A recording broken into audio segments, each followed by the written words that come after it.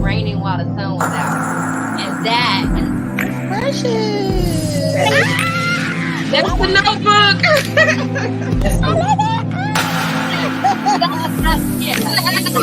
Because I'm not dropping it low and spreading it wide for coffee. Right. From our grandparents. But are we gonna put more with that mark in that prayer? What action are we gonna put in place? I like chilies though, but listen,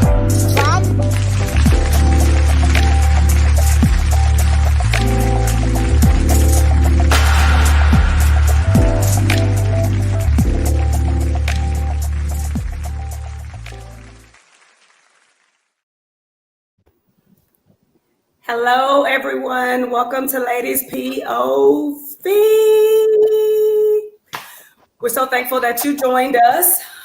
If you get a chance, if you don't get a chance, it's a must. We need y'all to just like and subscribe, leave your comments, tell me what you think of everything that we're talking about. Your opinion means a lot, and it also allows us to know kind of what we need to talk about or elaborate on and things like that. We appreciate all of the feedback.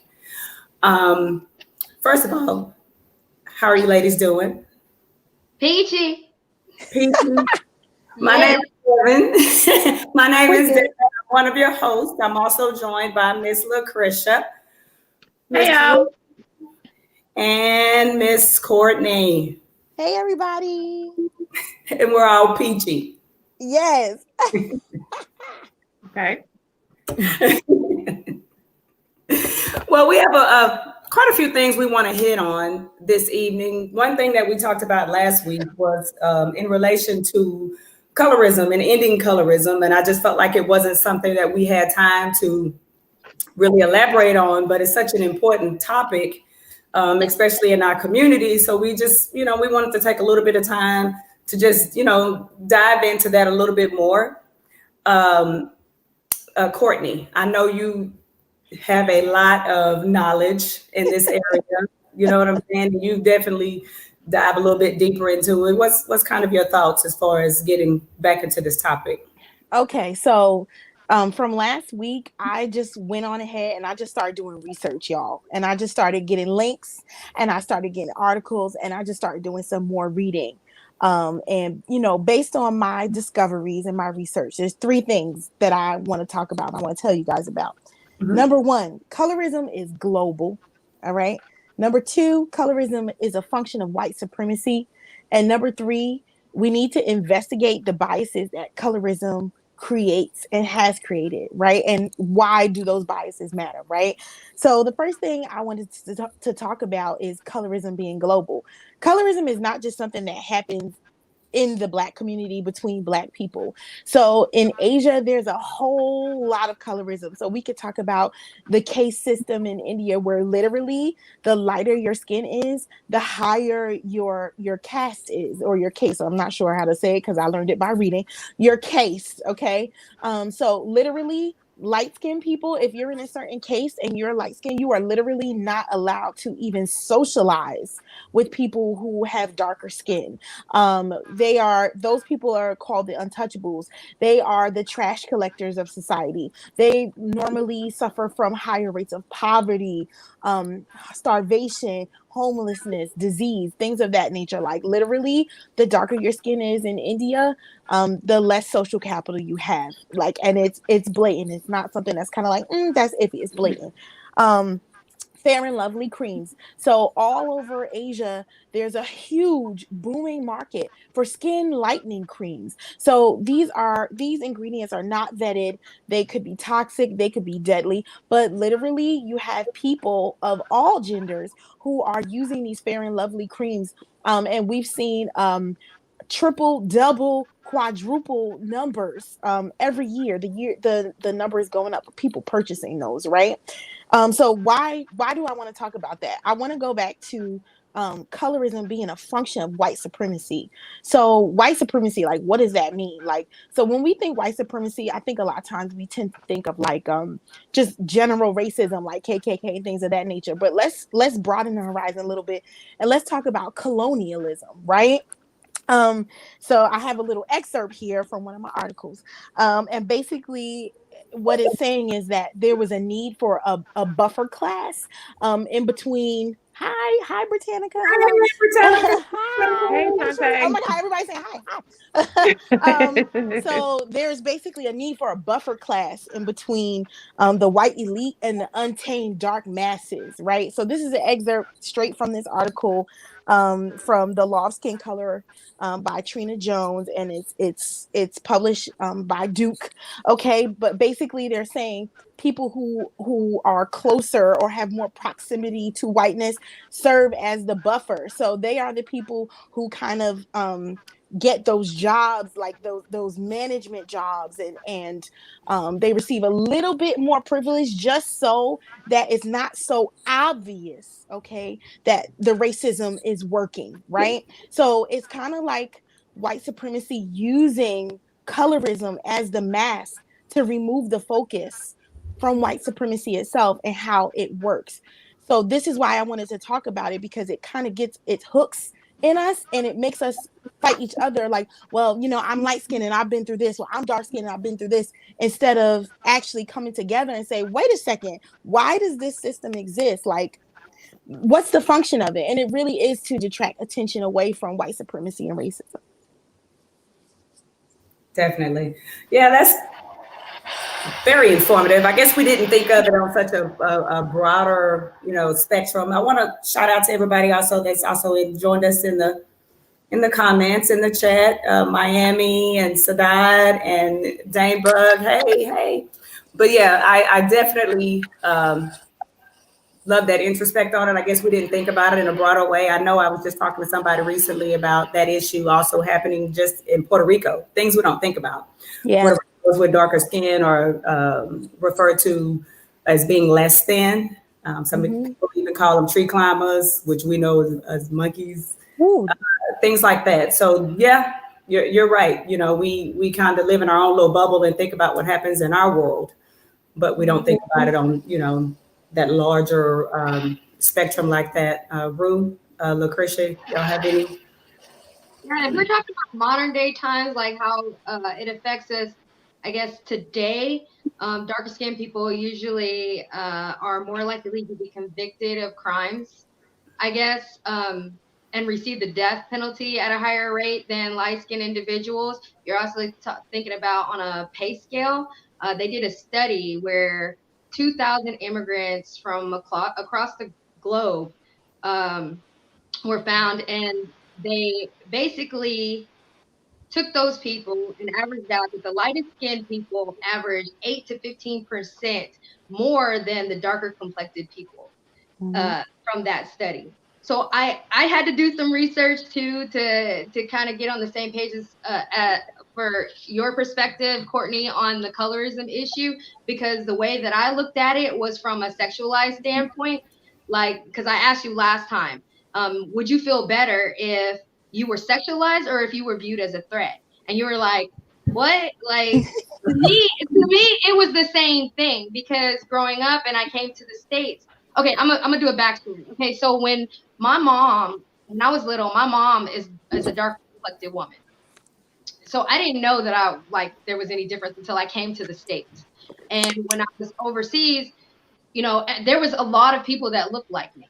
It was no different. So I didn't understand, but my mom's favorite movie was Imitation of Life. And I don't know if y'all ever seen the Imitation of Life, but it's where a light-skinned daughter hated and resented her mom because she was dark-skinned and she didn't want to be black. And at the end of the movie, the mom dies and all she can do is cry over her casket saying, "Mom, I'm sorry." Right? Yeah. That's deep already in itself. Woo. So I got kind of emotional when I said yeah.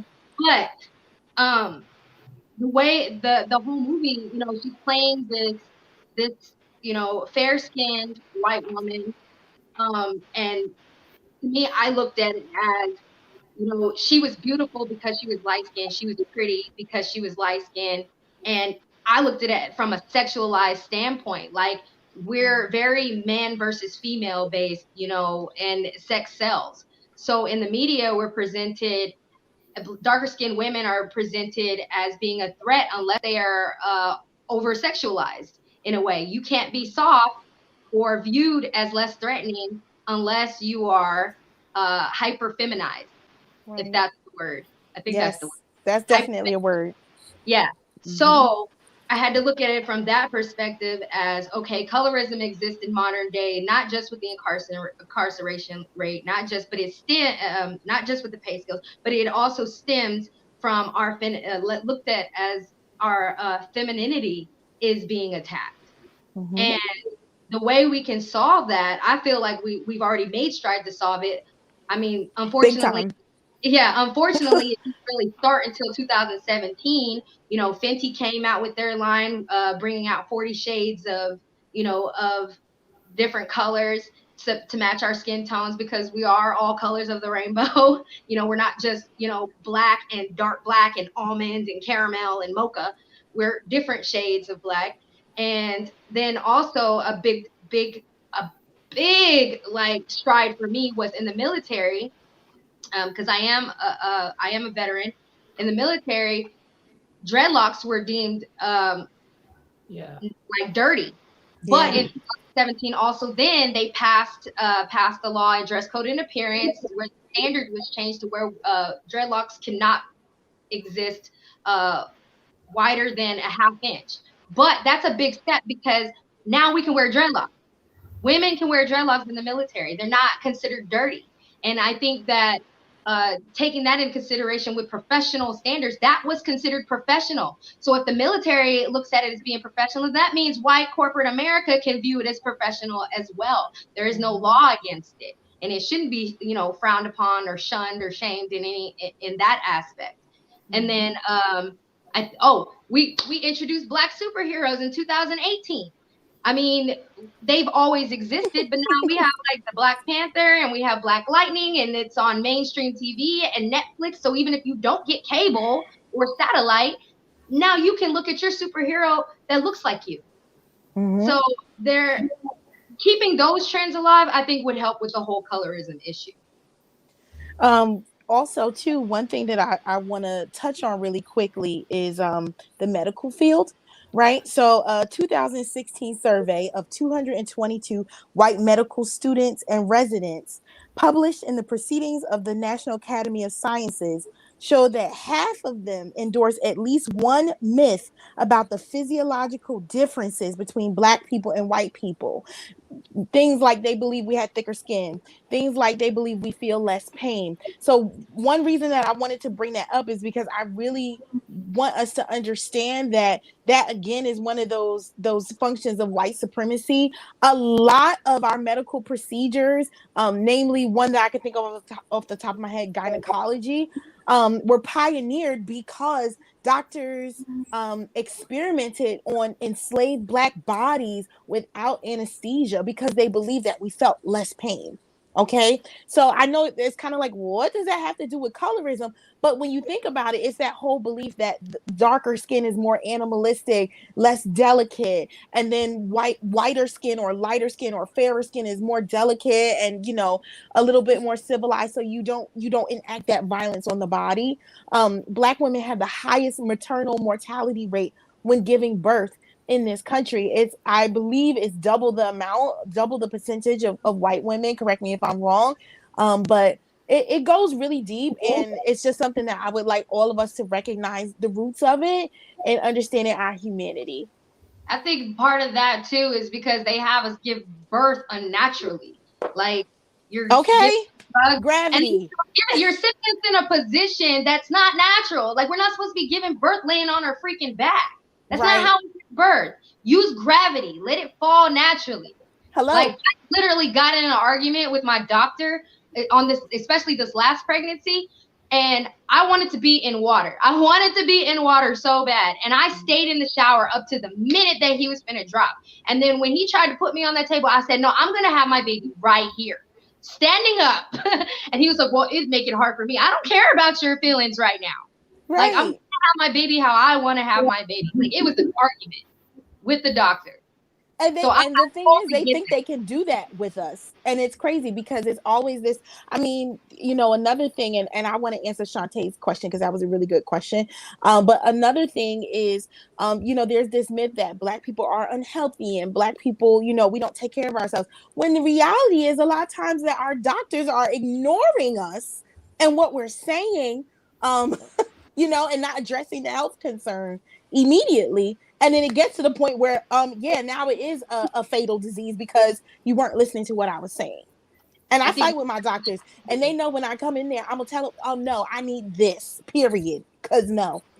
That's totally fine. And it's sad because you were talking about that treatment and related to like slaves and different things like that. But that continues in the health profession, today. Like I noticed it most in relation to Black people when it comes to patients with like sickle cell. A lot, and that's something that affects predominantly the Black population. Yes. And if you come in going through a sickle cell crisis, first of all, it's very easy to tell if someone's having a sickle cell crisis with just simple lab work. You know what I'm saying? But a lot of them are viewed as pain seekers, or what in the nursing world we call pain seekers, meaning you're coming in because you want Dilaudid IV or whatever, a morphine IV, things of that nature. So I find that is what still happens. Their thoughts, their opinions, things like that. They're saying that their pain is a 10 of a 10 is viewed as more as a complaint or whining more than a legitimate complaint. And then we have other patients who come in, and I won't even say anything in particular, but if they come in seeking IV pain meds and IV drug meds, it's, well, they have chronic pain. And they build up a tolerance to this pain med that they were prescribed whenever for back pain or after a procedure or whatever. And so it's a little bit more babied, if that makes sense. It's a little bit more humanized. It's more humanized. It gets on the nerves of a nurse, because when we see this person coming, we be like, she's not gonna want to leave until we stop giving her this IV morphine or Dilaudid. But it's you kind of feel sad for that person, because in your opinion, they can't help it. You know what I'm saying? Because of the back pain or because of whatever it is that went on with them. And it's also because Black people, let's be honest, we don't complain much. We don't complain a lot. We don't go to the doctor a lot unless something is already wrong. Yes. Medical mistrust, though. We gotta treat ourselves. No complaining stuff. I work in an office where I'm the only Black, I'm the only single mom, and I'm the youngest woman. And I've noticed how a lot of times when things are going on, something's happening, my white female counterparts will be over there like breaking down, having a fit, and their men run to them like they're so fragile. And when they don't see me falling apart, throwing a fit or whatever, there's no one that comes. And I asked them, I said, we're going through the same thing. Both of us are mourning dead husbands, but no one has come and asked me how I feel today. No one has came and said, you're on crutches like she's on crutches. How are you feeling today? So it is perceived. I see it all the time. Monday through Friday at work. I see it. I work with an Indian lady who her parents sent her to America to get married. This woman is my color, but they did not believe that she would be able to get a husband while she was over there. So on the colorism, she was here. And she said in her family, when she miscarried with her second child, she was telling them that she was hurting. Now, she's not Black, but she's my color. They would not take her to the doctor. She didn't go to the doctor until she was 9 centimeters. By the time she got there, the baby was gone. So, this Black tolerance, thinking that we can take more, is horrible. I had to switch my daughter's gynecologist. He's Hispanic. She was constantly telling him, look, I've been on my cycle for months. I'm hurting. This isn't helping. And he said, oh, give it some more months. No, we're not. And so he'll call, well, where you been? We gone. So, I see it in the medical field. I see it in every day. And unfortunately, it's being passed down generation to generation. Courtney, how do we stop that? So, to me, the only thing that we can do is, I say this, I feel like I'm always saying it on this show, is giving ourselves grace and giving ourselves the humanity, right? So my grandmother taught me something, and it sticks out in my head, and I repeat it to myself all the time, but it's go with your first mind. That's what she said to me, and it has never, ever steered me wrong. So when you find that you're feeling, you know, a little off, go to the doctor, because guess what? That's what they get paid for. Guess what? That's what they go to school for years and years and years for. Guess what? That's why you paying that crazy insurance premium that Lucretia was telling us about for. If you cough, just go to the doctor. Okay, just go. You know, so it's giving us that humanity and giving yourself grace, I think. On a legislative level, though, people need to stop getting all gung-ho about the whole, like when Obamacare came out, and now we're going to have Biden care, if we have Biden care, because there's a strong possibility not. Why not go for privatizing healthcare? Like, we need to start putting those laws. That way it makes healthcare, like, you know, medical centers more competitive, to where we can get the best care possible, instead of relying on the government to send us to, you know, whoever cares the most to try to do something for us. Because, I mean, you got to think about people that are in impoverished situations. They can't afford health care. So what do they go to? Parkland, or somewhere that really doesn't, you know, that has volunteers that are not really getting paid to take care of you. So I would think of it trying to make, you know, get solutions out of our legislature too. I want to answer that last question. I cannot pronounce your name, so if I Wade, I think that's it. If I said it wrong, I'm so sorry. But yes, there is a bias. And do you go to a Black doctor? I'm going to tell you, go to the doctor you're comfortable with, the person that you can communicate the best with. Because I've tried different doctors, and I went to some, and one, she was like, oh, I'm a Black woman, so I know everything, and didn't listen to me. And then I've had some that have come in with the clipboard and wrote every single note that I said, you know. So I go to who makes you comfortable, somebody that's going to listen to you, someone that's going to respond to your questions, not just repeat what you said back, but they're actually going to give you an answer. And if somebody that's not just going to shove pills down your throat, somebody that's going to, you know, say, well, let's exercise, let's de-stress, change what you're eating. Who are you around? You know, somebody that's going to treat the whole body, not just that one issue. Because a lot of times in the Black community, I know a lot of people that are on diabetes medicine and high blood pressure medicine. Okay, well, what is that issue? I mean, why are you there? Is it because of what you're eating? Well, if your doctor never tells you your diet and he's just giving you medicine, it isn't going to matter if he's Black or white. He's not helping you. Right. Go to whoever it is that's going to treat the entire body, the entire situation, and not just that one problem.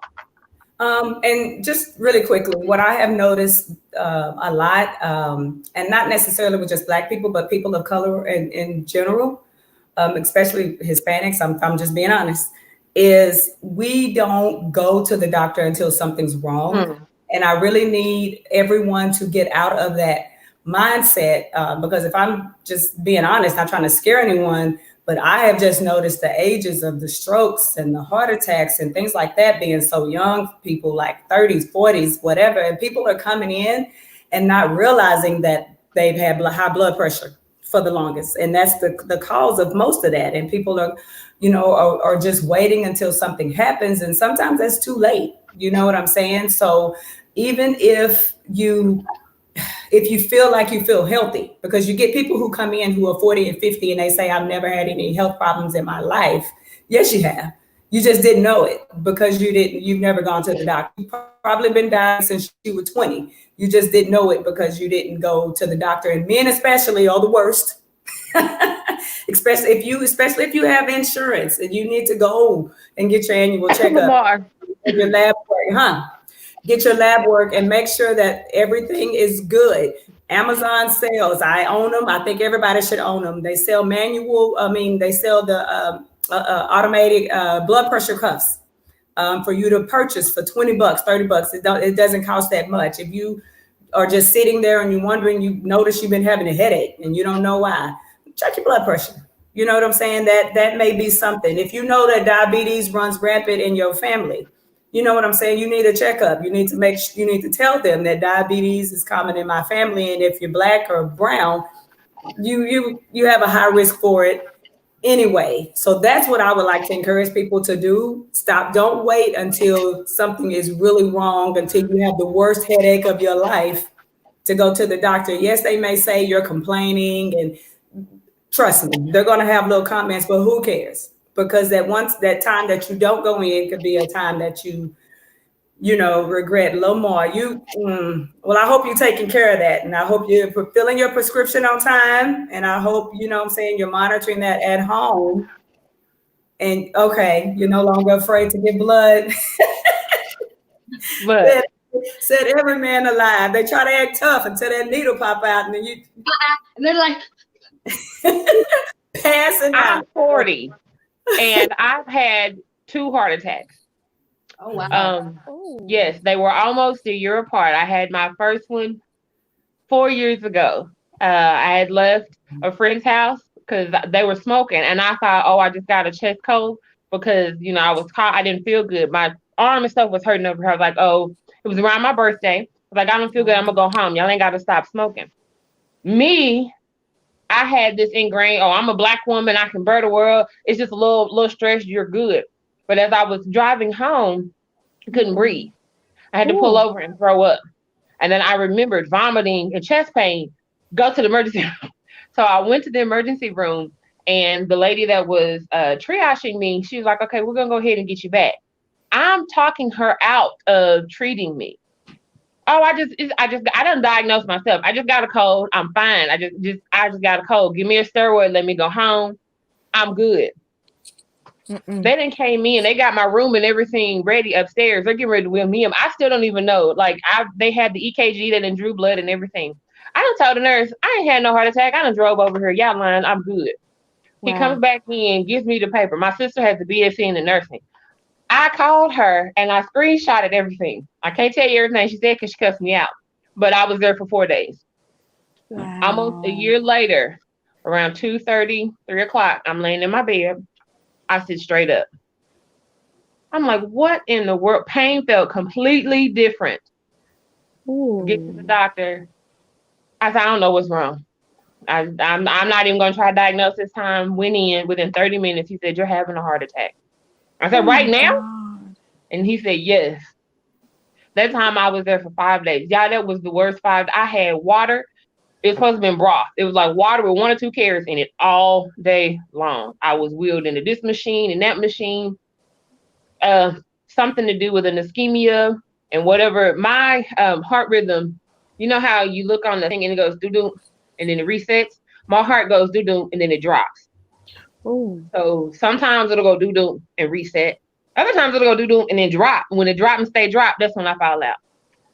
So, wow. And then all of that with RA and OA and fibromyalgia, I talked myself into believing I am a superwoman. I don't feel pain because I'm Black. I listened to so many people around me that I wasn't taking me to the doctor. So yeah, I'm picking on Lamar, but I needed to go to the doctor. Now, girl, I break a nail. I be trying to make an appointment. Okay. So do you think that has that influence the Black pain tolerance like that other cultures view as having? Like you even said it yourself. Like we feel like we don't feel no pain, and then maybe it translates to them. So now we need to actually tell them, hey, we do feel pain. And more because me feeling like that was passed down from my grandma to my mom to myself, because I saw it in my mom and I saw it in my grandma. And I don't remember my great grandma that much, but she, I was little when she died, but I saw it in her. And I'm just like, my mom that's all I knew. No gain. Big girls don't cry. Like I grew up with that same mentality. Like even now I'm still like that. I have to try to break out of it. Like I don't feel nothing. I'm good. If I got a cold, I still go to work. Now you can't do that because it might be Corona. But I make mine go to the doctor.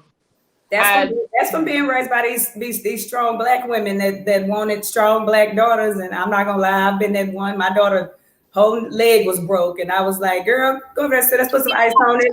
And all right.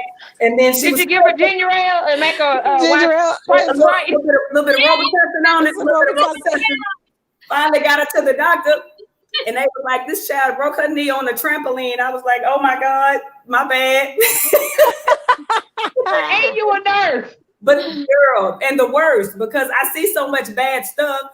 And when you have children who are dramatic, it's like, go there, sit down. So yeah, we have to learn to not do that. I guess people like myself have to learn to not be so tough on the children. And then some of that falls into that whole toxic masculinity thing where men feel like they can't complain or whine or whatever.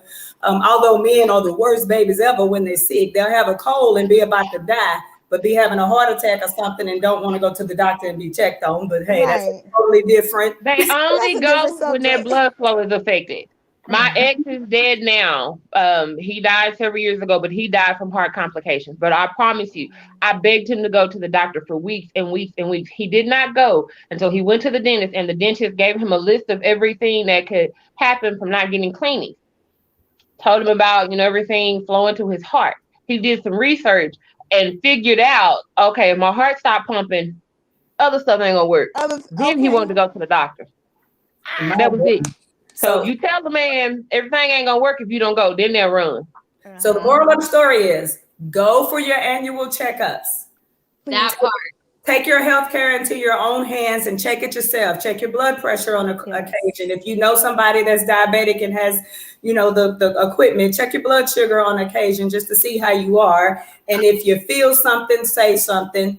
Regardless to what people tell you, you're not a complainer, you're not a whiner, because it could be a life or death situation. You know what I'm saying? Take your health into your own hands. That's for sure. Okay, y'all, on a much lighter note. Do we have lighter notes? Right. Black women have been catching heat in the viral video world this week. For one instance was this restaurant twerking video where these sisters were throwing it in a circle on this man's furniture up against the wall. And then on a note that makes me feel bad, then we had the sister who just wanted to find her man and made 6 figures like her, which I think is fine, and was told she'll die alone if that's what she strives for, because she is average at best in the looks department, which in my opinion is subjective. Right. For y'all who can't remember what went on, let's throw up a clip real quick just to, jog your memory a little bit. I invested a lot of money into buying this building, into developing this concept so Black people can have somewhere nice to go to, okay? Somewhere where we can feel good about ourselves as a, come on, stop the music, please. Somewhere where our people can feel good about ourselves as a culture, okay? No, real talk. And so all this twerking and shit, take it to Prime, take it to Pink, don't bring it here because we're a restaurant. And so beyond that, 75% of my customers are ladies. And I want men to show respect for themselves for how they carry themselves here. So how can I tell the men to respect themselves and you guys are twerking on glass here? If you want to do it, get the fuck out my restaurant. Because I did it for our people and I did it for our culture. So don't do it now. Don't do it again. I don't want to hear it. If you don't like it, get out because I don't need your money. I need to provide something for my people. And don't do it again. Thank you. Get out my restaurant, okay? No, you carry yourself like a lady. You you're a lady dressed on the glass. I'll give it to her for you real quick. No, you talking to the goddamn owner of the restaurant and the building. We can work out here. She right though.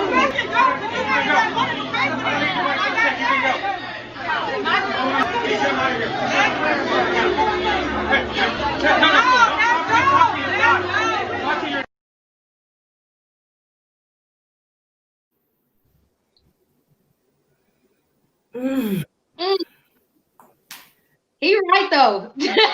I'm sorry. I'm gonna play devil's advocate. Like, he's right. There was a way that he could have said it without the get the F out of my restaurant because I don't need your money. Because you already know as soon as Black folks hear that, they start acting a fool. Oh no, you don't need my money. But he's right. At some point, we need to show respect for ourselves, our culture, and hold ourselves to a standard, that doesn't leave any question or doubt of our worth. And so I agree with him. I don't see anything wrong besides he got a little hype and he cursed them out, but I think he was right. So here's my thing, right? So first of all, everybody is talking about culture and all these other things, right? The man was playing twerk music, right? What did you think was going to happen? Now, here's my thing. Don't be on the furniture, okay, girl. Me personally, I would just be afraid that I was just gonna fall over and fall off. It's not the time or the place for it, right? But at the same time, like, you're trying to preach this whole, oh, you guys are ladies and I did it for the culture, but that is our culture though. Twerking is in our culture. It's ancient. Like, it's something that we do. So if you're trying to convince people, right, to act in a certain way that is beneficial to you, you find common ground with them. You don't talk down to them. And that's where my issue came in. Like, yes, they were doing a little bit much, but at the same time, you can also give the respect that you're asking for as well. I think I'm with you, Courtney. I don't like his verbiage. That was it. I understand you're mad. I understand from a financial point, you are liable if they fall. If they get hurt, it's on you. Big but time. I don't agree with the way he talked to them. And then what got me is he kept saying, I'm trying to do classy. I'm trying to do classy. I'm trying to do classy. I ain't never heard throw that ass in a circle at any classy function. Help me. Help me understand. Chris will not play back that ass up. That's Period. Neither will Twerk. So I'm like, you talking about go here and go there.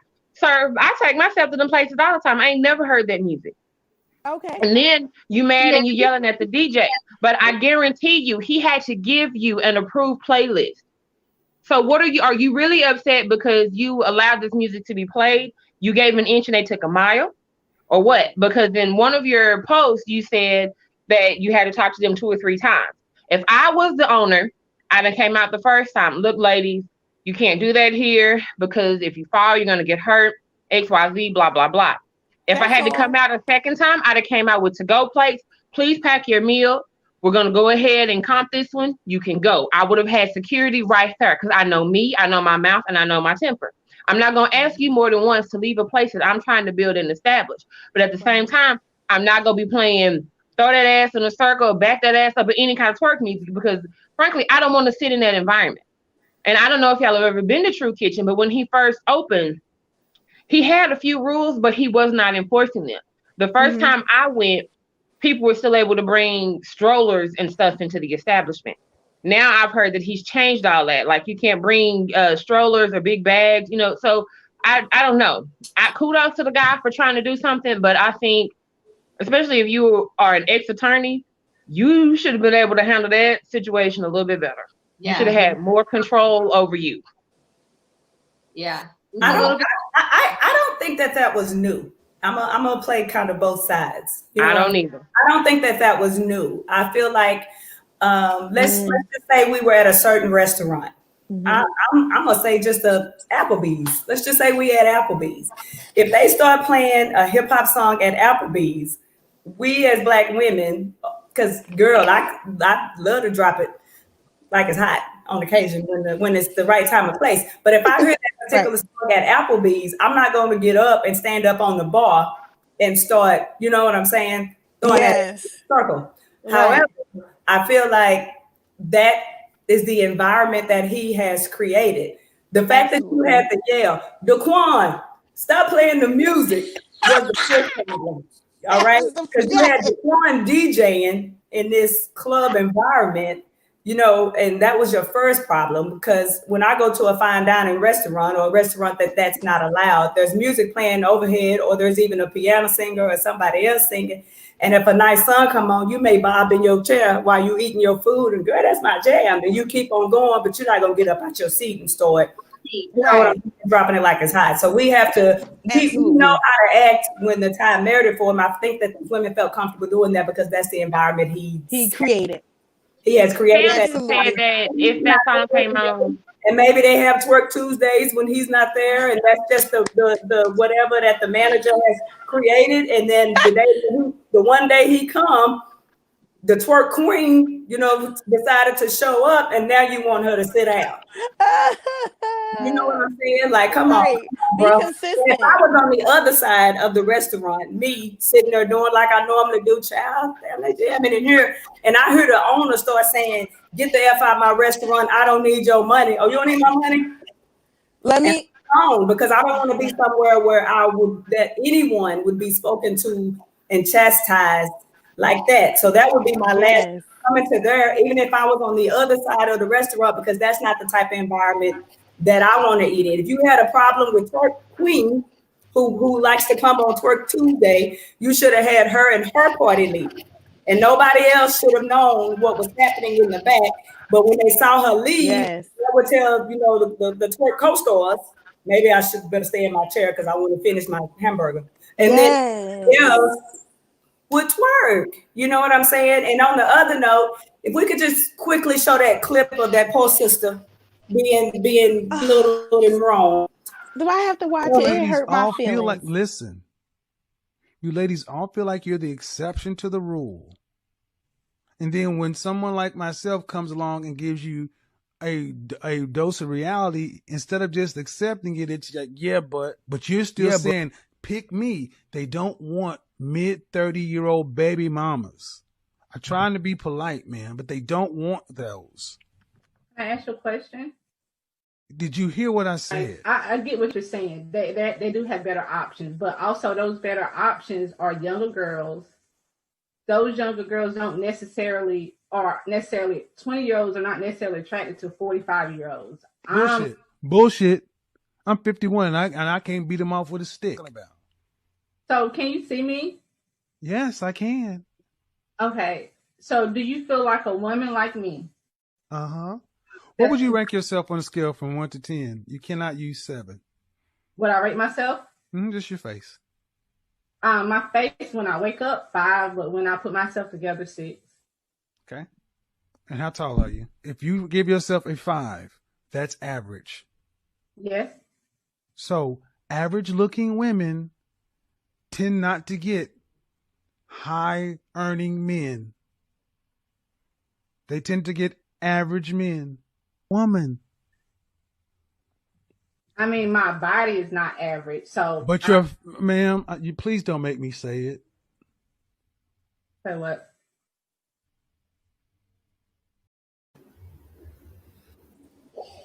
Child, that video. I'm live. Let me fix my face. Lucretia, the look on your face. No, ma'am. No, ma'am. Have y'all seen this man? Have y'all seen him though?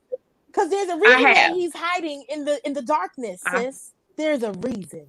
But go ahead. I'm sorry, Lucretia. But you know what I took from that? You good, babe. I promise you. The little bit of that I did watch, and hearing her say how black men weren't coming up. Girl, go outside your race. Devin is happy with a white man. I've dated white. I've dated Hispanic. I ain't never dated Asian because they're usually short. Girl, go somewhere else. When I watched this, I got aggravated because I was like, this little bitty metro, look, why your purse bigger than mine? If you don't get your little ass on somewhere, was that telling me I'm a girl? Was he wearing a purse? Girl, I don't know what he got on. Child, I think he fly, but child. But it's I don't know why. Stuff like he's always disguising his face because he's literally ugly, like on the inside and the out. And I don't have no problem saying he's trying with his wardrobe to compensate for what God didn't give him. And then you're attacking her. Understood. I mean, I understand that she said, "Oh yeah, I'm a 5, I'm a 6," but he told her she could use it. She said she walked into that because, baby, let me tell you, asked me. She did, but I told him an 11. I'm an 11. Thank you. Period. But here's the problem, though. Tam talks. You're so right. She shouldn't have asked him. You don't ask anyone their opinion unless you want a true answer, because they might tell you the truth. And clearly she didn't read the room. If she knew this man beforehand and his personality, then she should have known that he was not going to sugarcoat it for her. And he tried to sugarcoat it for her. But I'm not going to go on a whatever like that. I'm not going to go on a venue like that and say, you know, what do you think about me and tell me your opinion, unless it might be something that can hurt her feelings a little bit. Honestly, if I'm asking you an opinion of me, you have to be in a position to put me in a better position than I'm in.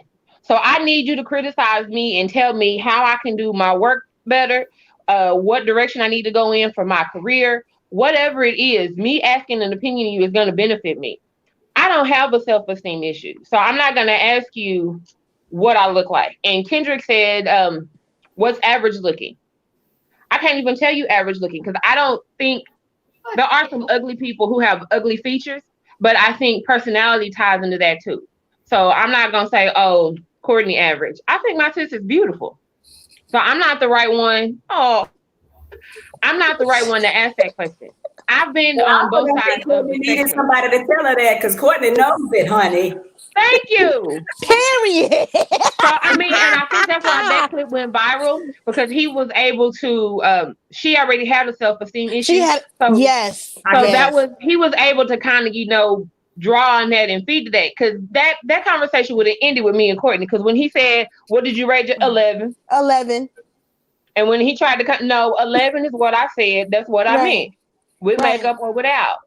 Period. So it wouldn't have went that far. No. Because have y'all seen the one with the men?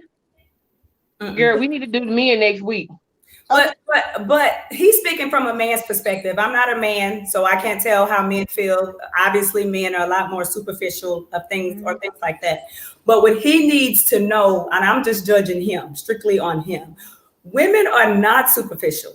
We may be attracted to you initially, but you open your mouth, and after 2-3 minutes, you will become the ugliest SOB walking around in a minute, and we will be attracted to what you may call old fugly over here. He may be what a man may consider fugly or whatever may be something that a woman is the most attracted to. She may be chasing him around like a little puppy dog just because the way he carries himself, his swagger, he's so respectful, and just something about him that makes me want him because I don't even know that man. And on first glance, I would have been like, oh yeah, but after just hearing that and hearing his personality, all I see is him having that Louis Vuitton right there in the front of him. You know what I'm saying? Trying to compensate for something. Mm-hmm. Clearly, and the Hermes and all that other. That belt and that Louis and that suit. His little Vienna-sized pee-pee is probably what he has because for some reason he feels like he has earned that arrogance. And I know you lacking somewhere. Like, who are you, bruh, to tell somebody like that? Because who you think is a 5 or 6 and average may be something else to another man. You know what I'm saying? And to that sister, the advice I would give her is if this type of man don't like you and they see you as below average or average at best, you need to go somewhere where somebody knows your worth, sees you for who you are, and puts you on the pedestal that you deserve to be on. She should have told him to kiss both of her black ass cheeks and exited that. That's how that should have happened. And can I just say, I feel like really low key that was an attack on her being a high earning woman. That's really what I feel like that was about. Like, how dare you have the audacity to be high earning and expect for your mate to also be high earning? Because guess what? You're ugly, sis. You're average at best. Like, what was that? Like, why? You know what I'm saying? Like, what was that even about? Now, granted, like we all said, she walked into that one because she shouldn't even. I wouldn't even entertain that, to be quite honest with you. You know what I mean? Yeah, that's not even some advice that I would ask somebody for. But really, I feel like it was. Because let me tell you, let me back up a little bit. We've all heard the conversations about the bitter baby mama and how y'all living off my child support and you living off of welfare and you don't make enough money to do this and you don't even make enough money to talk. I don't date outside my. We've all heard those attacks on poor women, right? So now here it is, this attack on this woman who's making 6 figures and she's doing well for herself. He even attacked the type of business that she has. She's a pet groomer. Okay, but she's a pet groomer who made 6 figures. So like 6 figures is 6 figures regardless. So like what's the issue? Because whether it's a woman without money or a woman with money, it seems like the issue is the woman and misogyny. The advice I would give her, Tam, is to go get some counseling and learn to love who she is first. Mm-hmm. And then it ain't gonna matter what anybody say.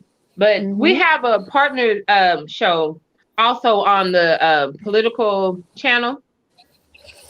Go check that out because that show had a panel of men and women. And so you get to see men's thoughts and women's thoughts at the same time, go back and forth. It is a little jumbled because they're talking, but they are unpacking this entire video, and they go from the topic of the bitter baby mamas, and they talk about her earning caps, one even said, what is six figures? Six figures ain't that much. So they tap on that. Go over there and check that out. If somebody can put the title of that, go back and watch that show. It was just on the other day. It's very interesting. Political media, yeah. Political media. Go watch that one. It opened my eyes to what men saw and thought compared to what women thought. Because I even made a comment. I was like, well, hell, I'm going to be single forever. I'm 6'2", 280 pounds, and I make 5 figures. So if she average, hell, according to his standards, I might as well be alone. But go watch it. I promise you. There was some high points and some low points. Points is going to make you mad, but at the end of the video, I think you're laughing. But at the end of the video, you'll have a better understanding, I guess, of where this guy was trying to come from. Definitely. Rue, what do you kind of think about all that? Okay, so I'm a very fact-based person. She did walk into it. Oh Lord, here he comes. Somebody else walking into something. Somebody walking in on me now. All right, she did walk into it. You know, she did walk in the question because she said, and he did physically ask. He said, "What do you rate yourself as?" And she said, a 5. And when I do myself up, I'm a 6. Okay. Now, first of all, she needs to work on herself. I think there was a comment that says she needs to love herself before she can love anybody else, which is absolutely positively true.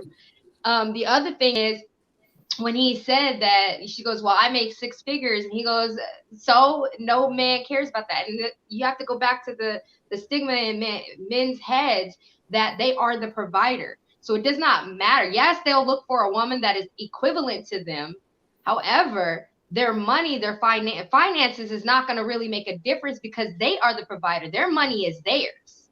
You get what I'm saying? So if you're looking at it from the aspect, she's trying to understand why she can't get a man that is making the 6 figures. The advice I would have given her would have been is because you don't value yourself or don't carry yourself as a 6 woman. That's right. Amen. You're right, Tam. You're Amen. right. For sure. Mm-hmm. So now the lesson we learned in that is don't ask. You're an 11. You're an 11, sis, period. Don't ask a question you don't want to answer to.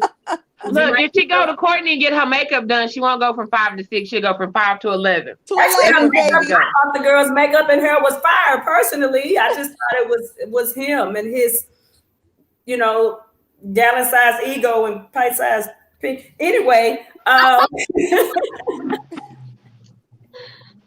on a very important note, kind of segueing into something else. One of the big things that's been going on in this political world and things like that has been the Electoral College. And for those of you who aren't that familiar, Electoral College is something that they use to help determine the presidency versus like the popular vote. Each state is awarded so many Electoral College votes based on their census, and their census determine the amount of seats allotted to each state, meaning each state has 2 votes per senator and then a vote for like each representative. Now, each of those representatives usually vote for the president with the most popular votes, but they don't have to. You know what I'm saying? But it's traditional for them to do that. But that also means that a president with the most popular vote may not win the election. Rue, how do you kind of feel in that Electoral College world about that? So I said, I think it was like the very first show, I said, when Trump becomes president, that it was going to be interesting because he's not a politician, right? And then the 4 years that he's been in office, I said it was a shit show. And I still feel like it's a shit show. And I'm going to tell you the reason why. And not because I don't want Trump to be president and because I don't like Biden either. But this is the reason why. I felt like Trump was necessary. And the reason why Trump is necessary is because it's supposed to give us an outlook on who is actually supposed to be in positions of our legislature in our city, like within our state and stuff. So like you said, if Texas is a Republican state, right? Mm-hmm. You have the Electoral College where Texas is comprised. Well, we make up 38% of or 38 members of the Electoral College. Okay, you can see it, 38. California is 55. You have other states that have 29. The whole system is not fair to begin with, because those blue states then doesn't matter. It doesn't make a difference. It's a Republican vote that counts at that point, because it's up to those members to elect your next president. So while everybody's sitting there talking about, oh my God, Trump's out of here. Yeah, guess what? They don't meet until December the 14th. They don't vote until the 14th of December. That's this month. So there's still a possibility that Trump could still remain president. This has happened twice since we've been voting. I can't remember who, I think it was with, oh man, I can't remember now. But Hillary Clinton was one of them. Yes, Trump, that's how Trump became president in the first place. Because in 2016, he won the popular vote by like Hillary won the popular vote by 3 million. 3 million. And then during the election, the electoral, he won the majority of the Electoral College, and that's how he became president. So if people are assuming that this can't happen again, y'all are mind warped. There's no way that you can sit there and say, oh, this is not going to happen, and Trump needs to just go ahead and pack his bags and go ahead and leave. And I don't know why he's filing all these lawsuits. He's doing this for a reason. You guys, I don't know who voted. I'm neutral, so I don't vote. But I do pay attention to the world that's going on around me. That way I can adjust and act accordingly. That way I can live my life accordingly. But this is the thing. If you were checking off the, looking at the ballot and you're like, oh my God, this is so long. I saw TikToks and YouTube videos about people talking about, oh my God, the ballot was so long. And I didn't even know who these people were. They did that for a reason. They put it as for a reason so that you didn't know who you were voting for. You needed to vote for those people, to have those people elected into your electoral college in order for your vote to actually count. It's crazy how how there are very few people that understood that. I don't even vote and I understood that. Like, this was very important that y'all, like the people that actually cared, it was very important for people to actually know that. Like, you have to pay attention to your city legislature. You have to pay attention to your state legislature. You have to pay attention to who you are putting in those offices, because 500, what was it? 500, oh my God. 538 members sit on the Electoral College. You have 435 representatives, U.S. representatives from those 50 states. You have 100 senators from those 50 U.S. states, and you have 3 members that come from the District of Columbia. Okay? If you don't know who those people are, then you have no idea who's voting for your next president. So I'm going to say this. Whenever January 20th hits and you don't get the outcome that you actually wanted, you can only blame yourself because you did not pay attention to who you were putting in your state offices. And I noticed this year they didn't allow you to vote just a straight Democratic ticket. Exactly. You had to go through and vote for each individual seat. That is But true. didn't it still say Democrat or Republican after the name? Yeah. But I think it made young people be like, I ain't got time for this shit. So you start off thinking about it, and most people now, they don't want to be labeled Republican or Democrat. So you just you're random in it, opposed to being able to say, like, when I voted for Obama, I know it's wrong, but I just voted straight Democratic ticket. And I don't necessarily consider myself a Democrat, but I'm Black. I've always been told I'm a Democrat, so I vote Democrat. You know what I'm saying? I just noticed this year they didn't allow me to do that. That's a warped sense of thinking too, because if you remember the day, we were all Republicans. I agree. And I knew it this year, but I also knew that I was upset with myself because I didn't have the knowledge on all those other candidates. You're muted, Courtney.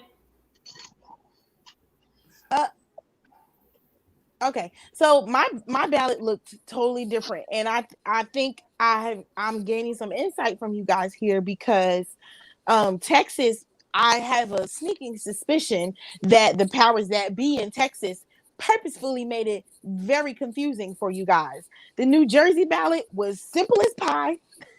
It was like, who do you want to be president? Who do you want to be your senator? And it was very straightforward. They sent us our ballots before voting like considerably before, and you were actually able to go online and see who would be on the ballot and do your research prior to that. So I mean, I know I did that, and I know a lot of my peer group also went ahead and utilized the ballot that came to us first, so we could do our research on those candidates.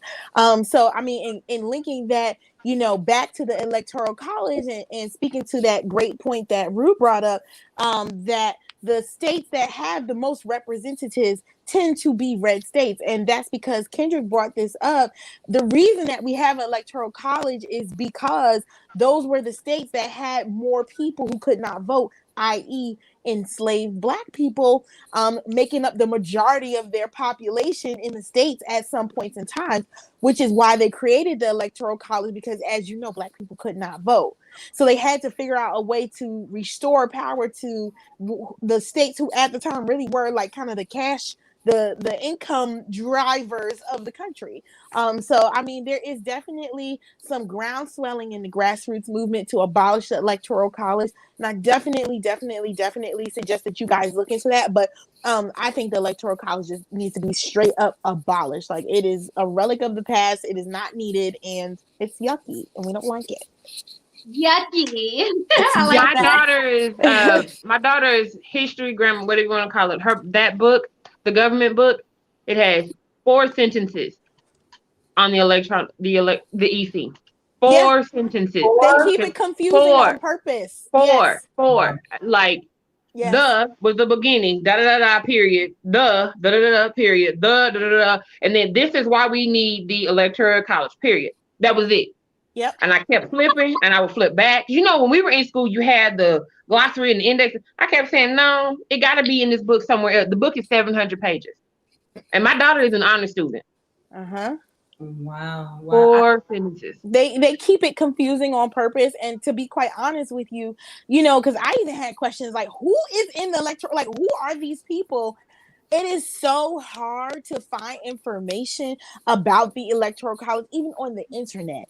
Even on this day and age on the internet, it is difficult to find information about the Electoral College. So that just goes when something is so obtuse like that, and just like so well hidden, our curiosity needs to come into play, and we need to start asking, well, why? Why is it so hard to find info on them?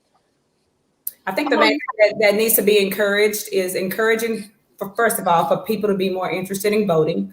But the main thing is encouraging people to vote for your local representatives opposed to the presidency, because those are the people who determine who the president is going to be, not the popular vote like everybody thinks.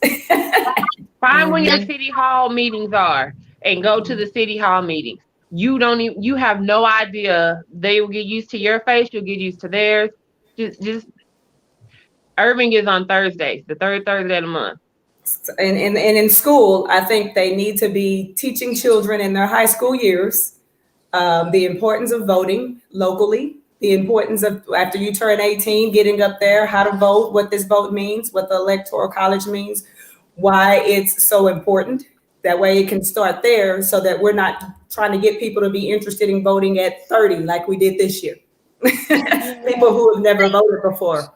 Another thing that they need to have children interested in high school is financial literacy.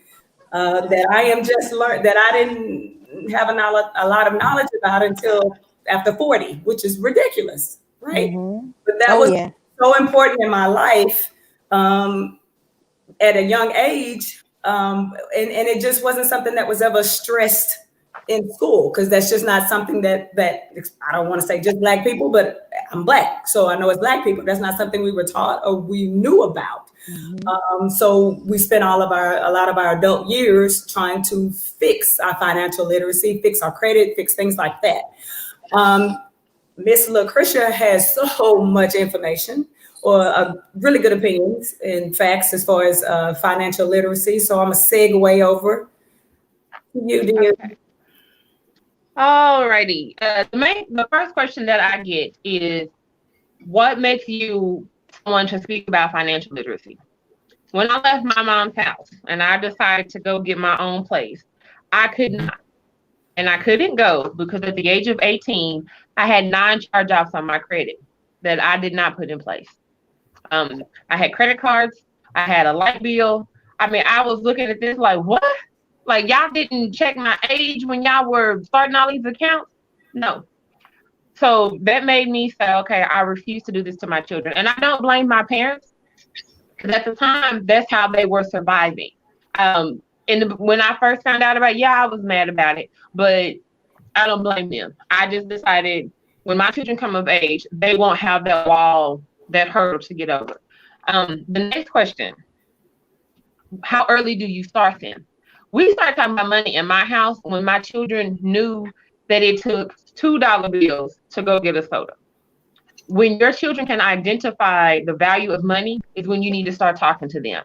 So for some, it may be 7. For some, it may be 19. Let's pray it's not 19. But what we basically do, whether it's actual money or with the younger, when they were younger, we didn't use actual money. I would do like Monopoly money. And I would say, this is the amount of money that you have all week. $100. You have to make this $100. And it was usually like 10. But you have to make this $10 work for you all week. What are you going to spend it on? And before they could even spend, how much are you going to save? Because if you don't save any money this week, you're going to start in a deficit. It took them a little bit, because sometimes they would spend that whole $10 that Saturday or Sunday, have no money next week. But in building that first, year or so of them practicing with that money, it taught them, I got to have something to fall back on. I can't just spend all my money on junk. What does this dollar really represent? Is it just a meal, or is this my future? Like, we have conversations over flat screens or books. Is a flat screen more valuable than a bunch of books? We talk about that. But one of the steps that we took, I make them give me a budget. My children are 13, 14, and 20. So I need your budget. At the beginning of the month, I need your budget. What do you think you're going to need to spend this month? Why? What of that can you live without? What is a necessity? What is just a want? How much money are you putting back in savings? Why are you only putting this amount back in savings? Just to be honest, my children have more money than I do. They asked me about stocks. I'm not great at stocks and bonds. I went and I did some research. Let's go look up some things that we can get online and we can buy. Also, like the whole thing with the Cash App. Now you can go buy stocks and stuff on Cash App. Start with $100. Get them used to money. Don't make them scared of money. I know a lot of Black folks. Do you have a credit card? I don't have a credit card. I'm scared of credit. I paid. Why? Stop being scared of credit. Stop it. Get that out of your mind. And I know it's gonna be hard, because a lot of our parents tell us don't do that. Stop. You're not gonna get anywhere if everything you do is with cash. Let it go. Now, unless you have this exorbitant amount of money in the bank, hey, you can fall back on cash. But unfortunately, I'm not that sister. So my children, with our budget, they only have stuff like they have to buy school lunches. And then sometimes when they're on games, they have to budget money to buy extra food, or if they want to go to the mall, whatever that trip is. So they write out their budget. This is what I project to spend this month. So say if it's $80, that's all they're allotted. What do you do? What do you do if you don't have that $80? We need to make up a plan. So I get my children, I make them write out what they need to spend, how much they're going to save. I've taught them about having more than one bank account. So you have a bank account that you don't touch, and then you have a bank account that you can play with. Now, what they don't know is that they're on my credit cards. So they're on there as authorized users. None of them have access to my credit card. But every time that I pay, my credit goes up. So does theirs. So when they leave my house, they're not leaving in a deficit. More so to the parents than to the children. Don't set your kids up to start out in the negative. Even if they're starting with $0 in the bank, let them start with $0 in the bank and a 750 or 800 credit score. Don't make them start with $0 in the bank and a 500 credit score. That is so hard to overcome. We got to get past that. Another thing that my children, that I drill into them, do not be scared of money. Treat your money right, it's going to treat you right. It's not something that we can talk about in 5 minutes. If we bring it back up, I'll give you websites. But go online, look up Forbes. If you have a savings or a checking account at a bank, go in there and ask for that bank branch manager and ask him to give you a printout of some things that they can do as teenagers or kids to build financial literacy. Ask him what kind of teen accounts they have, the savings rates. Ask him to print out some turnarounds on some CDs. Give them other options besides just bank accounts. Talk to them about stocks. What's the difference in stocks and bonds? What is a CD? You know, teach them about the business world so that when they get up there, they're not unfamiliar with money. They're not scared of using money. They know the positives of money. And then the last thing, my Christians, please stop telling people money is the root of all evil. It is not. It is the love of money. If you learn to use your money right, you ain't got to worry about that. Do you know how many Black people I come into contact with every day? Say, oh, I ain't got no savings because if you love money, that is not what that Bible say. I'm sorry, but you don't know how many times that's one of the things that I hear, and you just have to give them that look like, really, sis? So that 300 credit score is the root of all evil. Girl, you gonna be in a 2005 Nissan Altima and a $700 car note? Makes no sense. Preach. Thank you so much. That gives us a lot to start with. You know what I'm saying? And a lot for us to go forward as far as our children. And maybe if we talk about it enough, they'll be sure to incorporate it into the school system. We like you said, we got to get out there and check out those boards and all that and see what we can do to get in there to try to make our voices heard. I want to thank everybody in the comments and who's viewing this. We really appreciate it. Don't forget to like and subscribe. And we just want to tell everybody, we hope you get some knowledge from this and you carry it forward. Thank you, ladies. Thank you, everyone. We will see everybody next week. Until then, good evening.